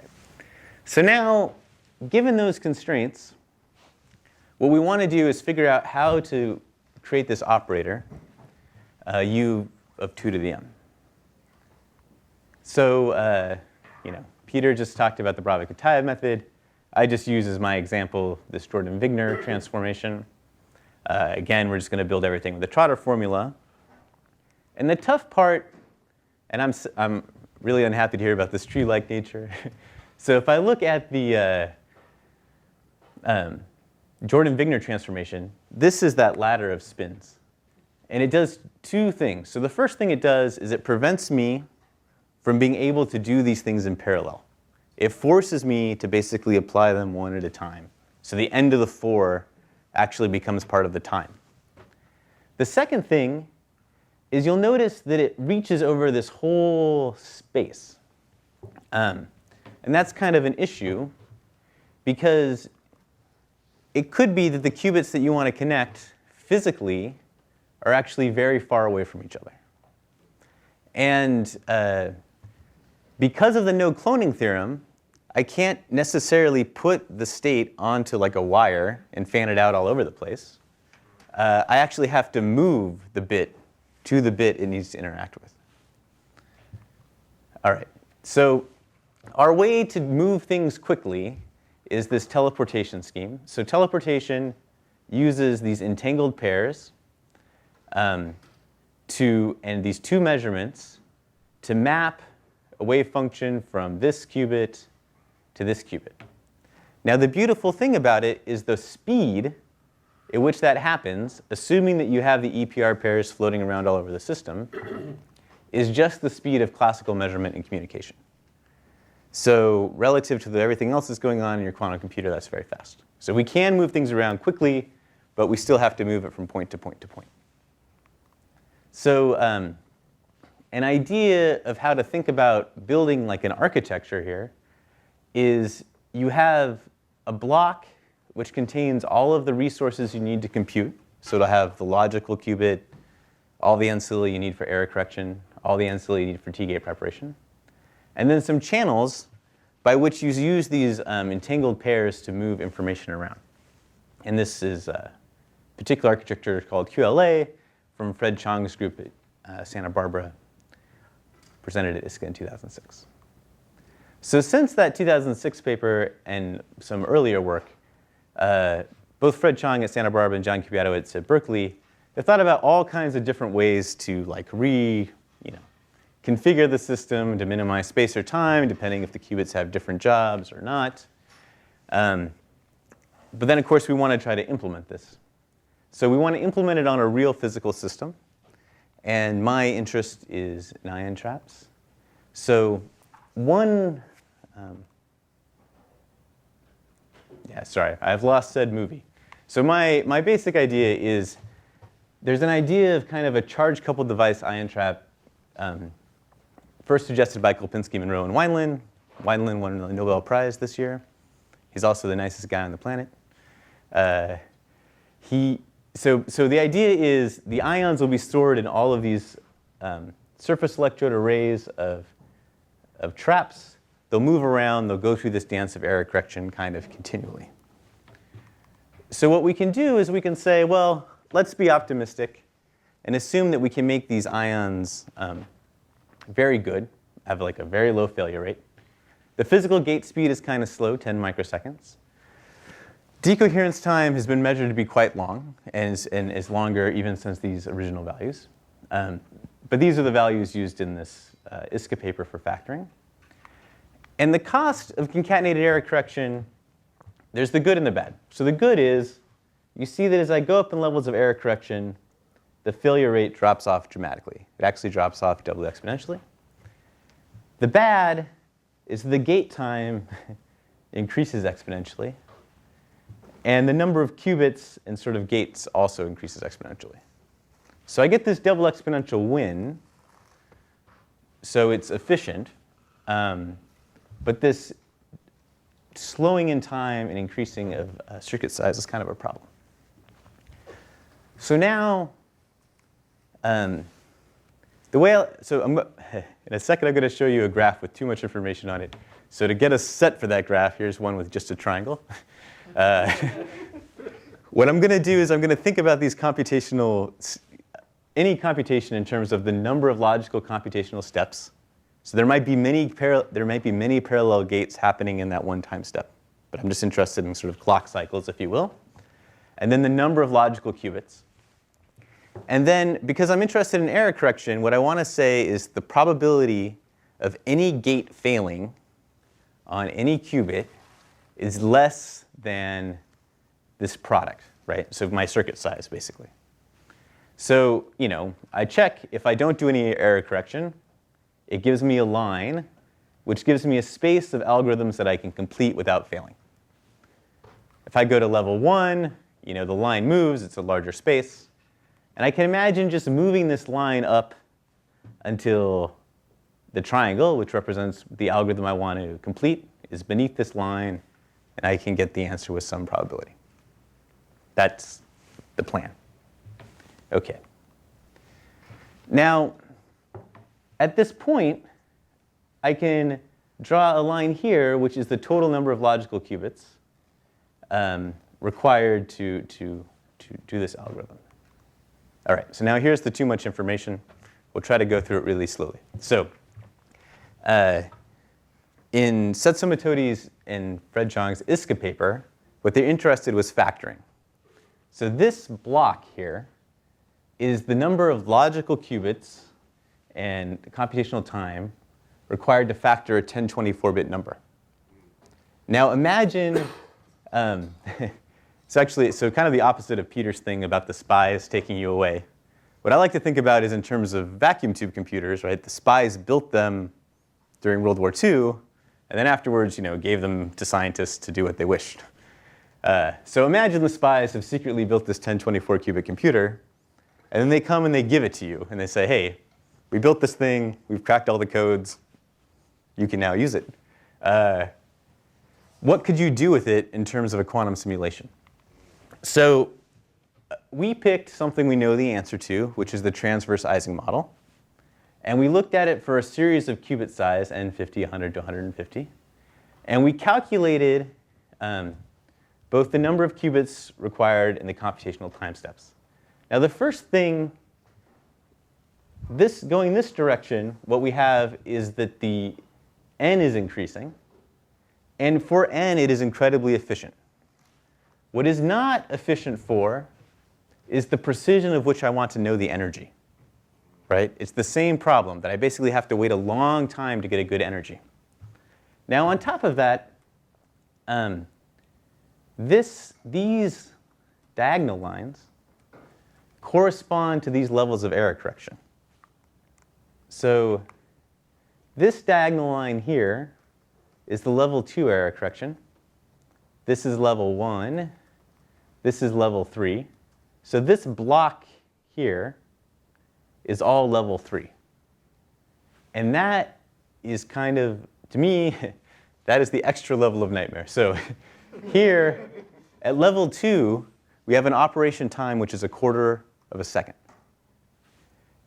For factoring, you still win, because you can factor this 1024-bit number in 11 days. And everything is great.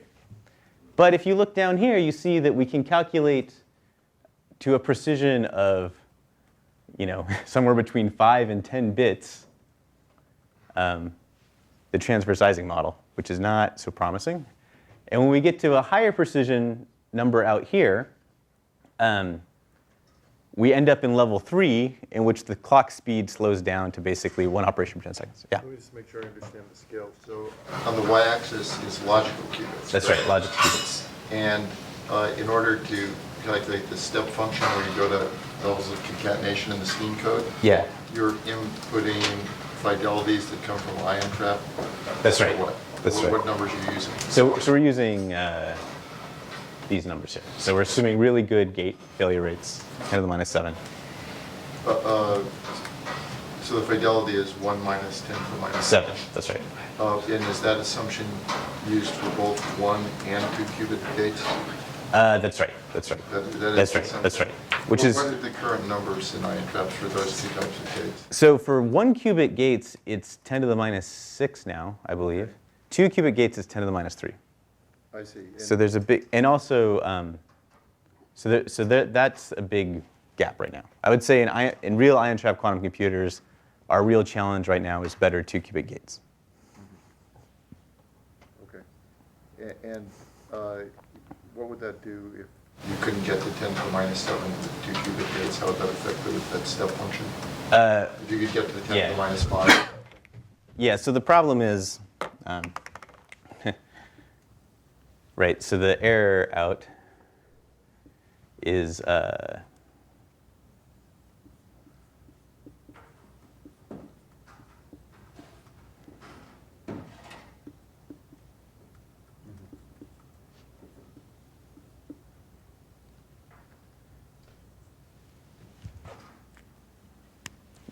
That's sort of an asymptotic. This, right. So, but. I guess I'm just wondering no. The minus So 5, how many layers of concatenation would you need? Well, so that's the problem. So from Krista's earlier work, we know that the threshold when you have a logical architecture is not as good as you think.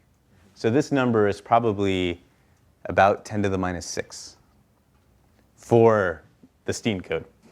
So at the end, I'm going to talk about surface codes. So honestly, I think we got to move to surface codes.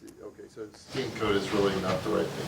Yeah. So for the Stein code, because we're below threshold, we gain something, right? But I guess I want to emphasize about this even asymptotic scaling is that this is a great win if you're far from threshold. But if you're right at the limit, it's you win, but it's not. It's bad. So what would happen is these would basically, they would fall off faster, basically, right? The area that you could do level 1, level 2 all of this would shift to the left. Now what I want to point out is that my optimism comes from the fact that Shor's algorithm, there's just been a ton of work.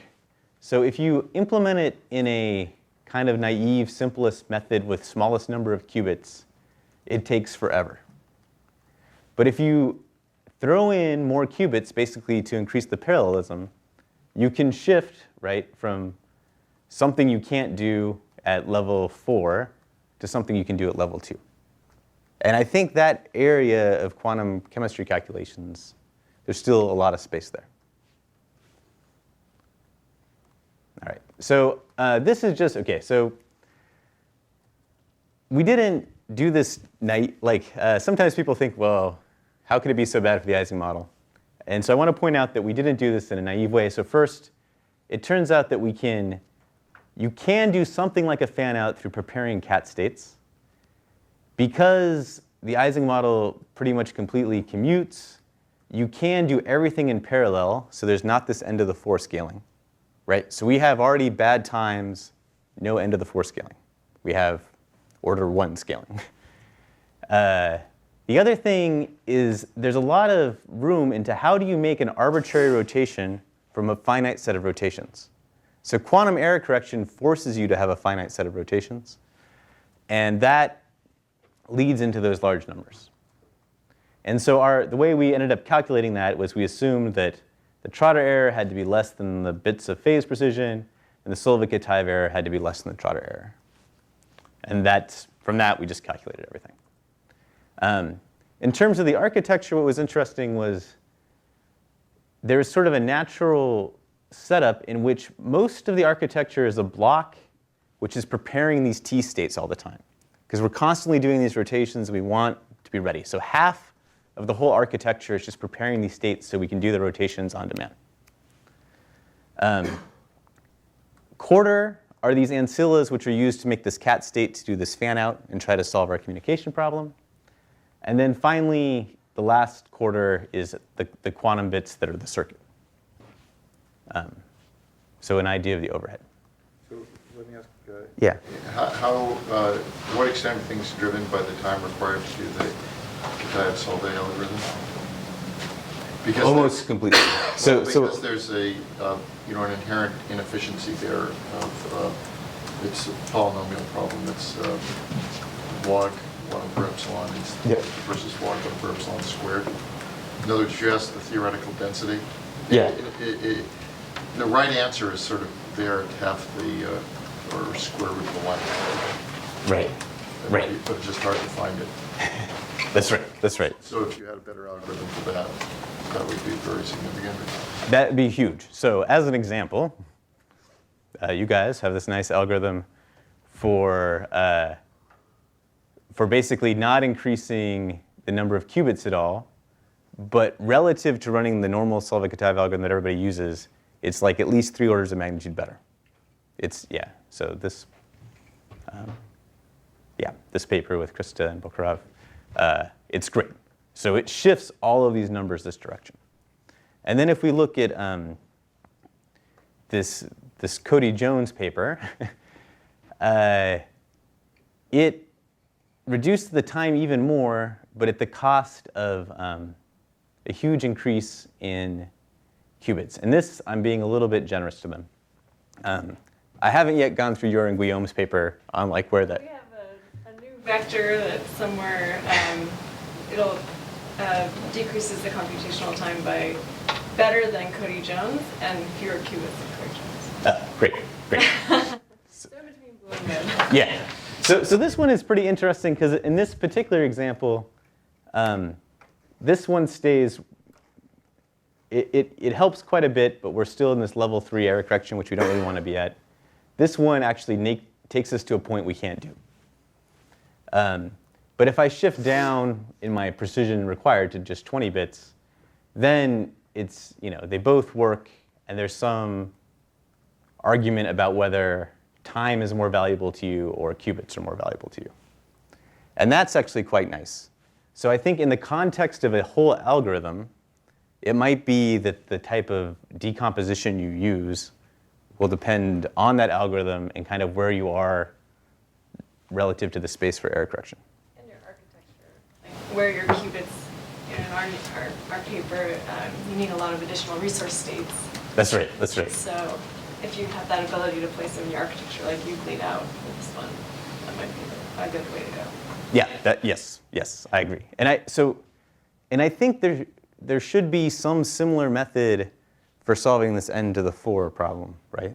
That if we can somehow spend in qubits, maybe doubling the space to take care of the parity and whatever, to shrink everything down is, I think, a good direction. All right, so just in terms of a little bit of update on ion trap stuff, one thing that we've been thinking about is actually having, instead of a huge chip with all of these ions, to have smaller chips and then a few of these ions photon coupled, where again we use basically post-selection to try to generate EPR pairs. Most of the time it fails, but when it succeeds, we know it succeeds, right? We have no false positives. And what's great is that kind of architecture has a really natural mapping onto this same idea of a quantum logic array. It's just now these EPR channels aren't actually channels in the computer. They're channels that happen through this photon interconnect switch. All right, so finally, I'm going too fast. So I wanted to just talk about surface codes just a tiny bit. So when I was a grad student, Michael came and talked at the Misery Institute up at Berkeley, whatever, and you were wearing this fringe leather jacket. So unfortunately, I think I've only seen you one time since then, and I always think of you in this fringe leather jacket. Like that's my my vision. I think that was the last time for that jacket. But you were talking about topological quantum computing, and you had all of these pants like coming together. And at the time, I was like, it seemed too far out to me. Well, the one-dimensional fringes were a special touch. That's right. That vest is Berkeley, 1968. People's Park. Perfect. So this paper by Rosendorf and Harrington, and the follow-up paper by Rosendorf, Harrington, and Goyle, where they show that you don't really need a topological computer, but if you just take that idea and use it to make a code, and they show how to make that code, the thresholds become around 1%. Now what happened is I think experimentalists initially were hesitant about this because like all good error-correcting code people, when they show the overhead cost, they show the overhead cost right at threshold. And the cost right at threshold is ridiculous.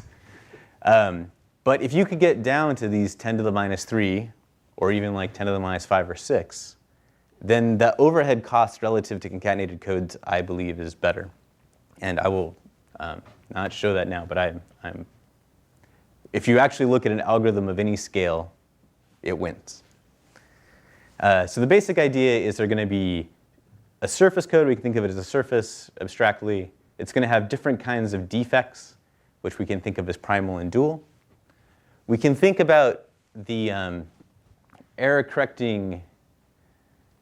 we can think about the quantum circuit for the Clifford gates as being bratings of these defects in time. You can think about this all being in space, but it's basically your computer lives at this point in time, and you shift these defects around each other. In the same way, you have the same problem as always, which is you have to bring in these non-Clifford gates somehow. And we do that by generating a patch, using that patch to then generate these magic states, doing teleportation like usual. And yeah, so I think the surface code people are really enamored by making these giant braids. They're like, yeah, we can twist all this stuff together, get this huge ball of spaghetti. But what I like is you can actually make a really natural mapping onto the architectures we already know. And the way you do that is you take two of these primal holes to serve as your qubit, and you assume they don't move anywhere. You force them to be fixed in some location. Now, in this area, they may wrap around each other to do single qubit gates. But then, from this previous slide, which this is just a teleportation scheme, I can use the dual defects as these error channels floating around. Now, I'm sure this is not the optimal way to minimize space for a surface code. But in terms of trying to calculate resources and actually building a device where pretty much all of the device is just doing the same thing all the time, controllers are easier, seems pretty promising to me, and pretty nice. Now, the thing which is missing here is this ancillary block is going to be the block I need to generate these magic states in order to do these non-Clifford gates. And so there'll be some extra huge chunk here, probably around each qubit to take care of that. So just in conclusion, so from my perspective, I think the no cloning theorem leads to a pretty big overhead for quantum computers, both in terms of quantum error correction, which people have thought a lot about, but also in terms of communication, because I have to carry the information with me wherever I go. What's nice is we can solve that in to some degree through teleportation, and that these entangled pairs effectively, at the cost of preparing them beforehand, creates a computer where everything is completely connected. Topological codes without too much work can be mapped to current architecture ideas. But then this, again, kind of points to Jared's thing about, I'm building a totally universal, so far I've only thought about pretty much totally universal ideas. Can I build some either topological code-specific architecture or even concatenated code architecture, which is built to be optimal for these quantum chemistry problems? Can I, what is the right underlying architecture for Jordan Wigner, Bravyi-Kitaev, et cetera? And that's that. And so with that, this is my group of, so in addition to the quantum computing stuff, again, we work on these cold molecular ions. You can find out more about us here. That's all. Thanks.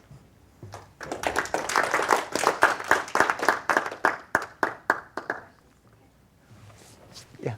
Why did you move to wear ties? Okay, so we had a lot of group pictures where everybody is standing on a staircase.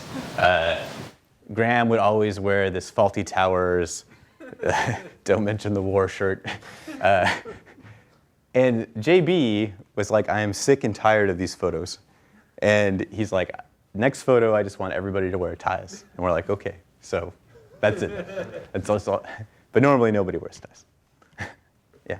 Are you going to do an addition to that slide, the too busy slide, with where your surface code implementation and that architecture would come out? Yeah, I need to do that. I haven't done that yet. So one thing which is nice, and it's very similar to actually Guillaume and Krista's paper where they talk about when you do Solvay-Kitaev in this other way, there's no longer steps. It's smooth. And so what's nice about the concatenated code is it's also smooth, more or less. Surface codes, yeah, sorry. Surface code's more or less smooth. There's a little bit of steps due to the distillation is still concatenated, but yeah, I would like to remake this plot.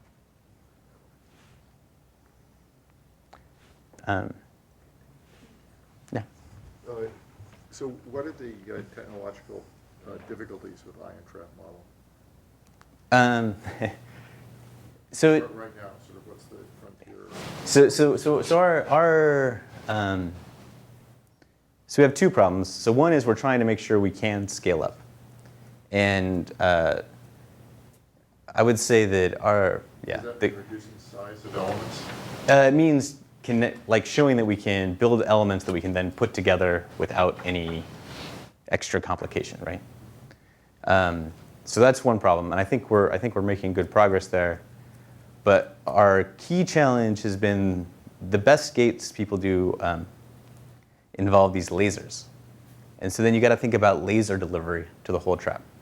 And there's been some recent work by Dave Wineland's group looking at actually switching to just microwave gates. And so you actually you fabricate these electrodes that have a little bit of magnetic field. And previously, people weren't sure if you could do 2-qubit gates, because the way the 2-qubit gates work is the ions repel each other, and so they have some shared motion. You send in a photon, which knocks this ion, gets the other ion to move, stop it by sending in a photon on this ion. And so the microwave, basically because the wavelength is too long, can't really create that force. But it can if you add in a little bit of magnetic field gradient. And so people are pushing that way, and hopefully those will lead to really good 2-qubit gates. What is nice about ion traps is, again, 1-qubit gates are really great right now. Measurement is also really, it's this fluorescence detection. It's very easy. I think it's the record there now is 5 nines of measurement. So I think it's, scalability, 2-qubit gates. A couple of years ago, I was hearing about problems with heating of anomalous sources. Yeah. Attempting to scale down to ions on a chip sort of model? Yeah, so fundamentally, you would assume that for perfect devices, the heating should go like 1 over the distance squared. But in practice, it goes like 1 over distance to the 4th. People have been able to suppress it by using cryogenically cooled traps, which is a bit of a bummer. Because before, I thought one of our big advantages was we didn't have to cool everything. But one thing they've shown recently is basically ion trap quantum computer people were bad surface scientists. And it turns out that basically we'd spend all this time fabricating these traps in clean rooms, and we would like take it in air. We just walk it over to the trap and put it in. And on the way, it basically picks up a lot of carbon. And so Dave Pappas at Boulder has shown that if you come in and you clean off that carbon, the anomalous heating goes away. The downside is even at 10 to the minus 10 torr, that carbon will come back.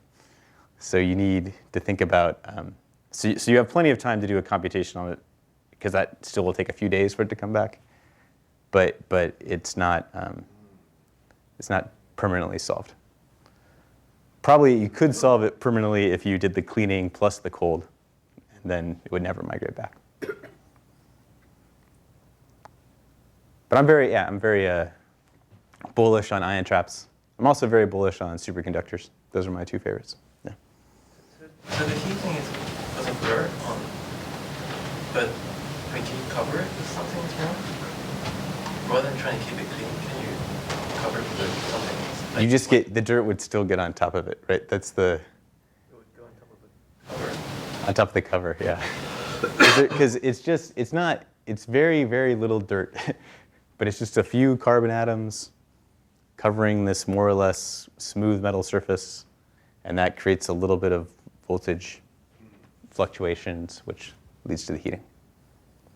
What I mean is, like, if you covered it with like a very perfect material like graphene or something, would that protect it from? Yeah, so people have thought about graphene because they think maybe things will stick less well to graphene than they stick to metals. The only graphene trap that's been tested so far, they somehow in the process just got a big piece of dust on it. And so it's like you could see in the laser scattered this big piece of dust. And of course the heating rate was terrible.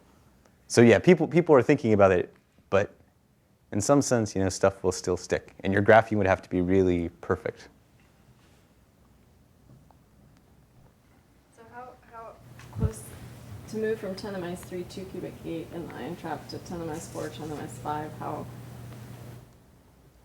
plausible or how quickly do you think that could? So I think it depends on this continued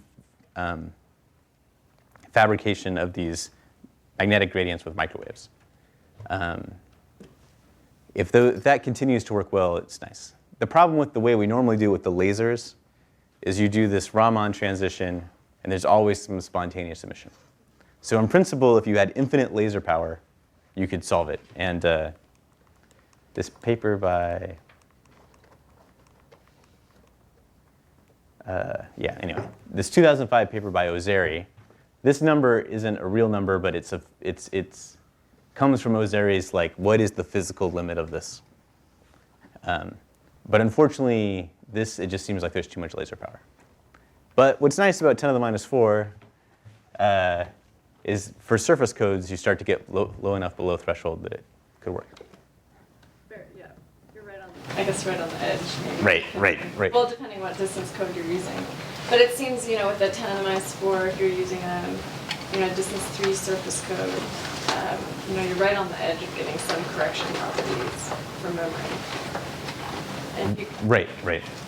So I'm just thinking, for near-term experimental demonstration of a surface code, ion traps are pretty close. That's right. That's right. Just a little bit further, that'd be. The downside of the surface code, the other reason why I think people were kind of reluctant about it, is the cost of one gate on a surface code is a lot, but the cost of many gates is not. The cost of many gates is not so bad, right? Yeah. And that's scaling. It's hard to do the first experiment, but. Well, my other question is, if You guys have studied how the threshold changes. You know, we always study the threshold for the surface code for a memory. Yeah. So, so this gate operation, what do you think the threshold's going to change? So the gate, like 10⁻². so T gate threshold is I think 0.7% is the latest value, which isn't bad. It's good. Yeah. Any other questions? Okay, let's think. Let's have Peter ask the question. Back to the cryogenics. If that's really the only problem, that seems, because one of the things that's happened in the last 5 years is now all these systems have become cryogenic, so you don't have a ton of infrastructure to go with. Oh yeah, no, it's way nicer. There's some. Yes, we have a cryogenic system. We just have these like terrible problems of like the pump vibrates, trap vibrates. So now if we lock to the pump, everything is stable. But if we just tried to run without locking to the pump, it's like, it looks like there are 2 ions, there's only 1 ion.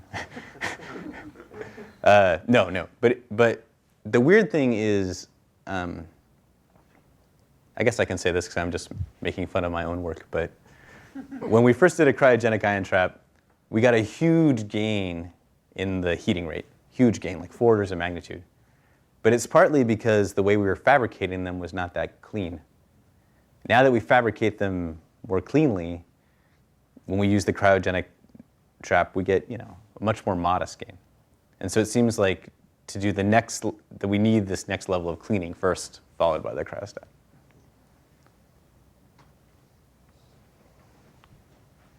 Let's think Ken again.